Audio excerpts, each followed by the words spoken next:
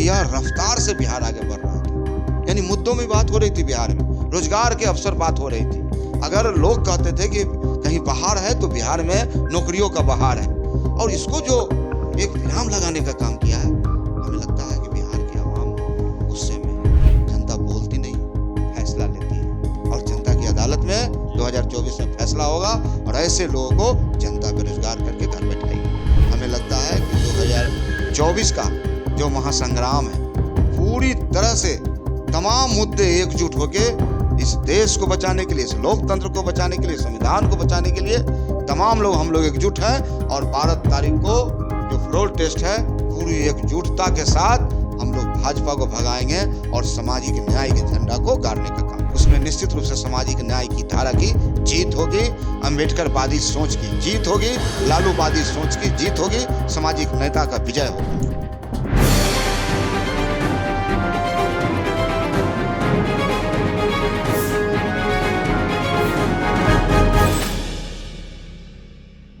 नमस्कार, आप देख रहे हैं पटना प्राइम और मैं हूं आपके साथ प्रिंस कुमार। अभी मैं आरजेडी विधायक रणविजय साहू जी के साथ हूं। सर, सबसे पहले आपका बहुत बहुत स्वागत। बहुत बहुत धन्यवाद। सर, आपसे मेरा पहला सवाल होगा, अभी जो है सियासी हलचल अभी तक बिहार में रुकने का नाम नहीं ले रहा है। आप जानते ही होंगे, कांग्रेस के कई विधायक हैदराबाद पहुंच चुके हैं। कांग्रेस का आला कमान उनको हैदराबाद बुलाए हैं।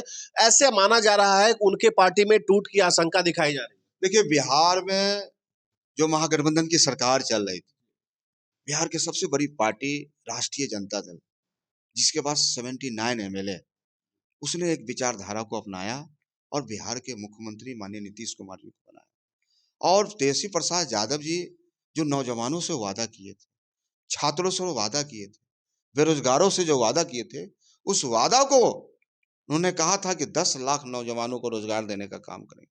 इसको वादा को उन्होंने पूरा करने का काम किया, और यह बिहार और देश नहीं, पूरा दुनिया ने इस चीज को देखने का काम किया। और जिस प्रकार से बिहार के माननीय मुख्यमंत्री जी ने इस गठबंधन को तोड़ा, बिहार की जनता को, बिहार की आवाम को समझ में नहीं आया कि माननीय मुख्यमंत्री जी जो यह रफ्तार से बिहार आगे बढ़ रहा था, यानी मुद्दों में बात हो रही थी, बिहार में रोजगार के अवसर बात हो रही थी। अगर लोग कहते थे कि कहीं बाहर है तो बिहार में नौकरियों का बहार है, और इसको जो एक विराम लगाने का काम किया है, हमें लगता है कि बिहार की आवाम गुस्से में है, नौजवान गुस्से में है, छात्र गुस्से में है, और वह गुस्सा 2024 के चुनाव में जनता सब देखती है। जनता बोलती नहीं, फैसला लेती है, और जनता की अदालत में 2024 में फैसला होगा, और ऐसे लोगों को जनता बेरोजगार करके घर बैठाएगी। लेकिन कुछ दिन पहले तेजस्वी यादव का बयान आता है, एनडीए के साथ नीतीश कुमार जब 9वीं बार शपथ लेते हैं मुख्यमंत्री का, ये कहते हैं कि खेला होना अभी असली बाकी है।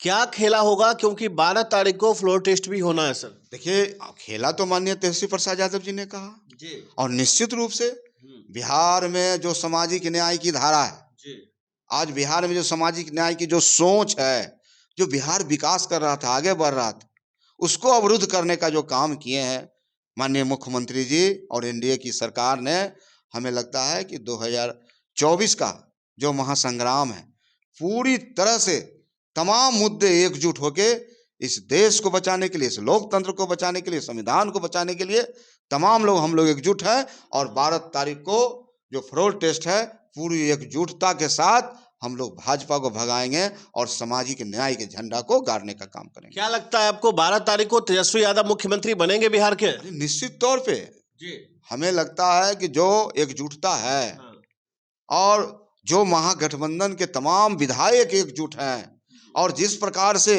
एनडीए में जो विधायक नाराज हैं, नीतीश कुमार जी ने जिस प्रकार से गठबंधन बनाया है, तो कई ऐसे लोग हैं, हमें पूरा विश्वास है कि 12 तारीख को जो फ्लोर टेस्ट है, उसमें निश्चित रूप से सामाजिक न्याय की धारा की जीत होगी, अम्बेडकरवादी सोच की जीत होगी, लालूवादी सोच की जीत होगी, सामाजिक नेता का विजय होगा।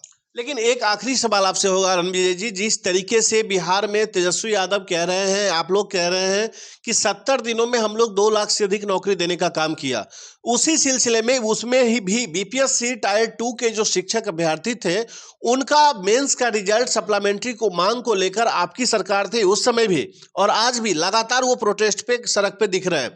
दूसरी चीज, आज वो जिस तरीके से उनकी बातों को लेकर के पाठक का स्टेटमेंट आता है कि हम इस पे कोई विचार नहीं करेंगे, और पॉइंट नंबर 3 ये है कि के पाठक उसके बाद टायर 3 में 71,000 और टायर 4 के लिए 1 लाख शिक्षकों की बहाली का मंजूरी देने पर विचार करने के लिए कहते हैं। इसको कैसे देखते हैं आप? राष्ट्रीय जनता दल और महागठबंधन पूरी तरह से उन छात्रों के बीच जो छात्र सड़क पर संघर्ष कर रहे हैं, उनके जो समस्या, उनके विचारों के साथ है हम लोग, और उनके साथ हम लोग किसी कीमत पर अन्याय नहीं होने देंगे। जो सरकार का पॉलिसी है, जो सरकार का नियमावली है, उस नियमावली के तहत जो भी वैसे शिक्षक हैं जिनकी बहाली हुई, जिनकी नियुक्तियां हुई, या जिनका अभी प्रकाशित नहीं हो पाया है रिजल्ट, तो उन तमाम मुद्दों पर राष्ट्रीय जनता दल और महागठबंधन की तमाम लोगों की नज़र है, पैनी नज़र है।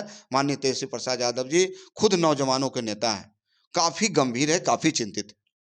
तो अब फाइनली लास्ट सवाल सर, 12 को मुख्यमंत्री बनेंगे, एक बार पुनः इस सवाल को हम दोहरा रहे हैं, क्या कहेंगे आप? देखिए, 12 तारीख को सामाजिक न्याय की जीत होगी साहब, इसलिए कि पूरी तरह से महागठबंधन के जो एमएलए हैं, जो विधायक हैं, पूरी तरह से एकजुट है और सामाजिक न्याय का झंडा बुलंद होगा।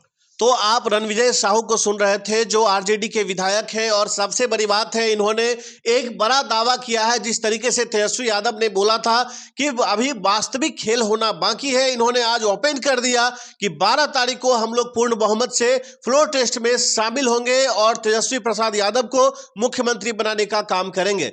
लेकिन अब देखना होगा 12 तारीख का परिणाम क्या होता है। तब तक के लिए आप इंतजार कीजिए 12 तारीख का। और आपकी क्या प्रतिक्रिया है, आप क्या सोचते हैं, कमेंट करके जरूर बताएं, क्योंकि इस लोकतंत्र का मालिक जो वास्तविक होता है वो जनता होती है, और वास्तविक मालिक आप हैं। आप किसे अपना मुख्यमंत्री बनाना चाहते हैं, कमेंट करके जरूर बताएं। फिलहाल अभी के लिए इतना ही। बने रहे पटना प्राइम के साथ। मैं हूं आपके साथ प्रिंस कुमार। नमस्कार।